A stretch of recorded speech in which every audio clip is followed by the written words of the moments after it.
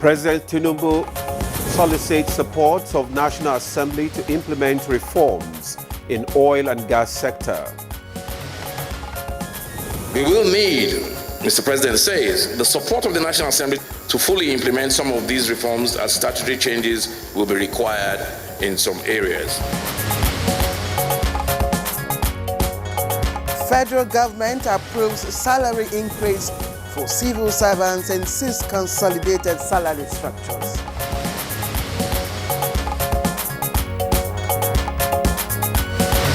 As fuel scarcity bites harder, Independent Petroleum Marketers Association threatens withdrawal of depot services. On Good Morning Nigeria this Workers' Day, we shall focus on improving government-labor relations.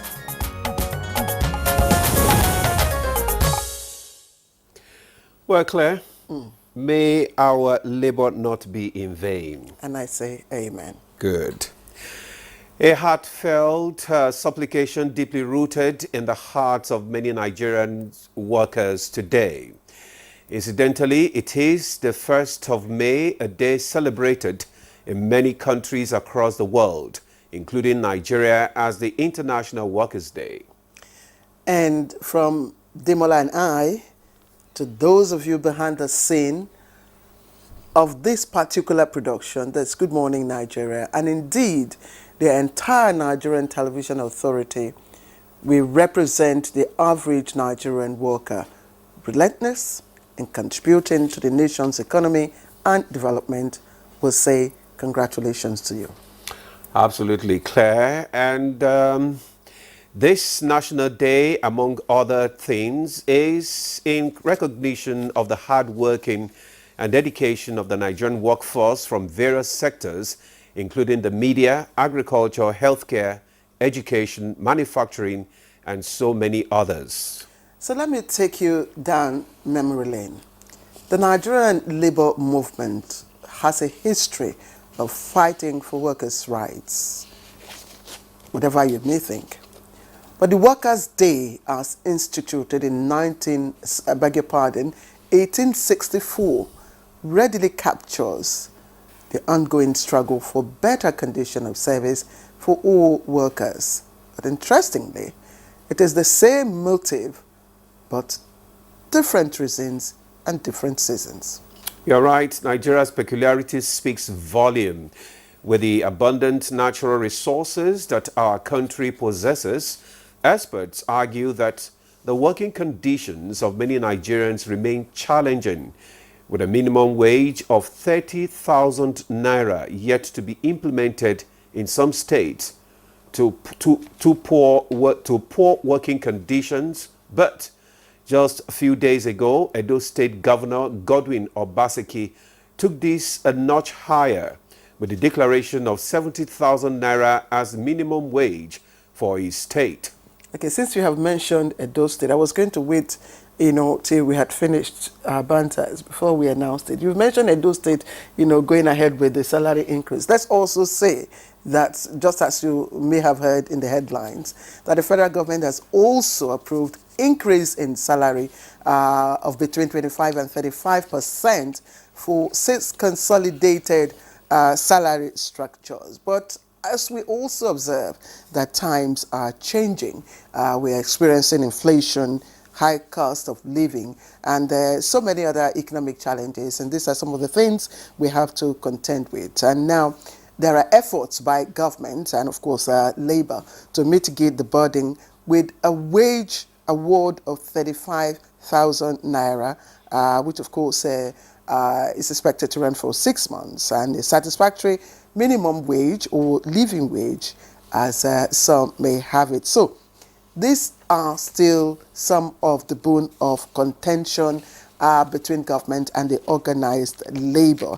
And how this will play out, of course, is still being expected, and we're expecting that there will be increased measures, of course, to come to a round table in view of the economic realities. Yeah, Claire, actually the argument is a wage that will enable Nigerian workers live with dignity And so the organized labor says 615,000 naira national minimum wage is realistic as it pushes the National Minimum Wage Committee to fast-track conclusion of the process.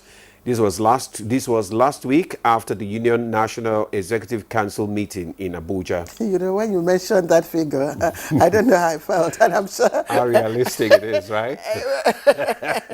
it sounds too sweet to believe. But Well. anyway, that's the proposition from the NLC. But let's also remind you that President Bola Ahmed Tinubu, just before his inauguration, had also promised Nigerian workers what we know as a living wage.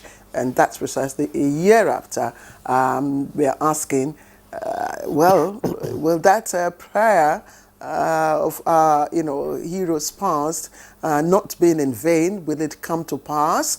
Shall it come to pass? Our own labor too. May not be our in vain. own labor too Not be in not vain. be in vain. No, it won't be in vain. It will not be in vain. Already we've seen glimpses of it. The salary increase is something. Demola, you didn't say anything about that. Oh, you're not included in this. No, I am. But let's wait for the implementation first. All right. So it's on All this right. very cheerful, good, happy note that we welcome you to Good Morning Nigeria this Wednesday, the 1st of May, 2024. And we'll be looking forward to what will be coming out of the Eagle Square today when Nigeria workforce meet and speak their minds. Once again, welcome to Good Morning Nigeria. I am Claire Adilabu Abdurrazak. Well, more importantly, the Labour Act reforms are long overdue, Claire. And what must be done must be done. I am Ademola Adeoye. As usual, we will be taking highlights of the news in the moment and the newspaper review. For now, Mina Daniels is standing by for the early morning news. Hello, Mina. She's been smiling. Happy Workers' Day. She's been smiling. Thank you, and I need to have been enjoying this conversation between you and Claire. As a worker, it gives just tell us this the particular truth. joy. Tell us the truth, Mina. Yeah? Yes. Is the news bar? No, it's an exciting one. It's an exciting news. Good morning, Nigerians, and happy Workers' Day to workers out there. Here now is the morning news. Vice President Kashim Shettima has returned to Abuja after representing President Bola Ahmed Tinubu at the just concluded International Development Association Summit in Nairobi, Kenya. On arrival at the Nnamdi Azikiwe International Airport, Abuja, the Vice President met behind closed doors with the United States Deputy Secretary Kurt Campbell and his team. Among the issues discussed at the meeting were security, bilateral relations, shared visions, technological cooperations, economic and mutual partnerships. Both countries pledged to work more on deepening their bilateral relationships and their connectivity. Deputy Secretary Campbell has been in Nigeria, where he was the co-chair of the 6th U.S.-Nigeria Binational Commission with Foreign Minister Yusuf Tuga. President Bola Tinubu is soliciting the support of the National Assembly to implement critical reforms in the nation's oil and gas sector to make it globally competitive, as well as the propeller for economic growth and development. Represented by his Chief of Staff, Femi Wajabiamila, at the opening of a 2-day retreat for members of the House of Representatives. President Tinubu emphasizes that the executive and legislature share a common responsibility in shaping the future of the nation. The President says that we are pushing policies to attract investment in the oil and gas sector. He wants me to remind you that recently he signed an executive order to unlock about $10 billion in fresh investments in the sector. The federal government has approved an increase of between 25 and 35% in salary increase for civil servants on the remaining 6 consolidated salary structures. The salary structures are Consolidated Public Service Salary Structure, COMPAS, Consolidated Research and Allied Institution Salary Structure, Consolidated Police Salary Structure, Consolidated Paramilitary Salary Structure, Consolidated Intelligence Community Salary Structure, and Consolidated Armed Forces Salary Structure. A statement signed by the head of Press, National Salaries, Incomes and Wages Commission, Emmanuel Njoko, says the increase takes effect from 1st of January 2024. The federal government has also approved increase in pensions of between 20 and 28% for pensioners on the defined benefit schemes in respect of the above-mentioned 6 consolidated salary structures with effect from 1st of January 2024. The Minister of State, Labour and Employment in Kiruka Onyeji Ocha has inaugurated the National Productivity Order of Merit Award Committee. The minister urges members of the committee to demonstrate highest level of patriotism in the selection of distinguished personalities for the award.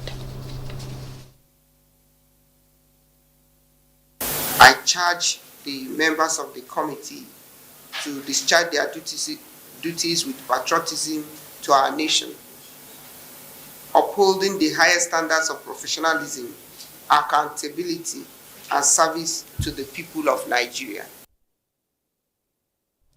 The Independent Petroleum Marketers Association is threatening to withdraw its depot services nationwide over non-payment of bridging claims of their members.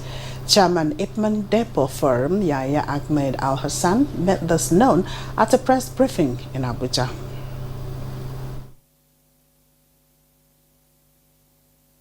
We totally reject it. We also hereby call on the federal government of Nigeria to wholly intervene forthwith in this lingering issue between the Independent Petroleum Marketers Association of Nigeria, IPMAN, and the Nigerian Midstream and Downstream Petroleum Regulatory Authority, NMDPRA. Inshallah, everything will be okay.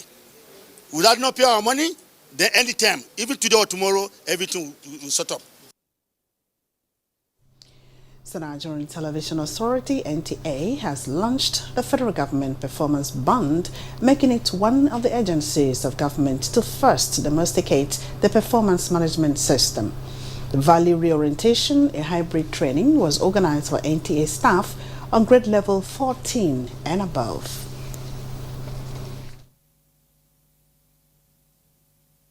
As managers, we will all be the drivers of this change that will ultimately improve the performance of NTA and enable the NTA to achieve its targets.